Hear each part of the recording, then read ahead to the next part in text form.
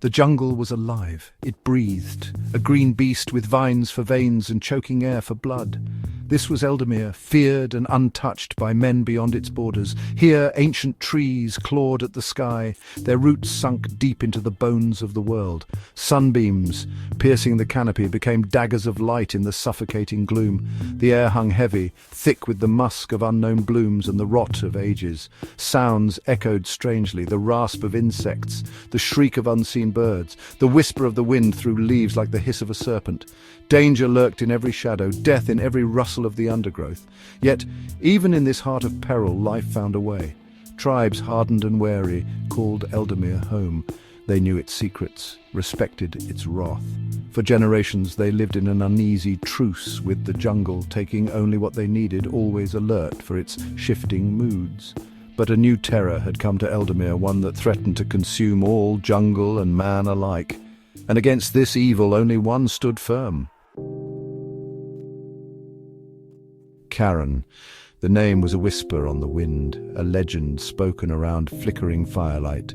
He was of the jungle, his skin the color of sun-baked earth, his eyes like chips of obsidian. He moved with the grace of a panther, silent and deadly. His weapon, a curved blade forged by jungle smiths, sang a mournful song with each swing, a whisper of death for his enemies. He was not born a leader, but he became one. His courage, his skill in battle, and his deep love for his people marked him for greatness. Where others see fear, I see challenge. Where others despair, I fight back with the fury of a cornered beast. He was not alone. At his side stood Lyra, the rogue archer.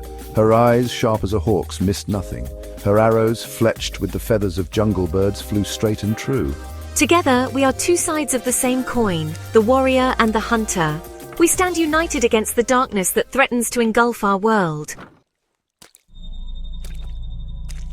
The plague spread like wildfire, a creeping death that turned man and beast into mindless horrors. It began slowly, a fever, a cough, then madness. The infected, their eyes burning with a sickly yellow light, attacked anything that still drew breath. Villages were emptied, their inhabitants twisted mockeries of their former selves. At the heart of the plague stood a sorcerer, a man who had delved too deep into forbidden lore. He worshipped a forgotten serpent god, a being of immense power and cruelty.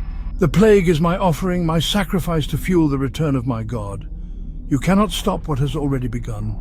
The sorcerer, cloaked in shadows and whispered rumors, became a nightmare made flesh. Karon, his jaw set in grim determination, swore an oath. I will find the source of this evil, this blight that poisons the land I love. No power, no sorcery will stop me. He knew the risks. He knew the sorcerer commanded powers beyond mortal understanding, yet fear had no hold on him. He was the shield that protected his people, the blade that would cut out the heart of darkness. The path to the sorcerer's lair was paved with blood and loss. Karon and Lyra fought their way through hordes of the infected, their skills tested to the limit. Each victory chipped away at their spirit, every fallen comrade a heavy weight on their hearts. We fight not just for ourselves, but for everyone who calls this jungle home. We cannot falter now. The sorcerer's temple was a monument to darkness, a festering wound in the heart of the jungle. Here, Karon faced his destiny. The battle was long and brutal, a clash of steel and sorcery that shook the very foundations of the world. Lyra, her arrows finding their mark, fell to a blast of dark energy. No, Lyra!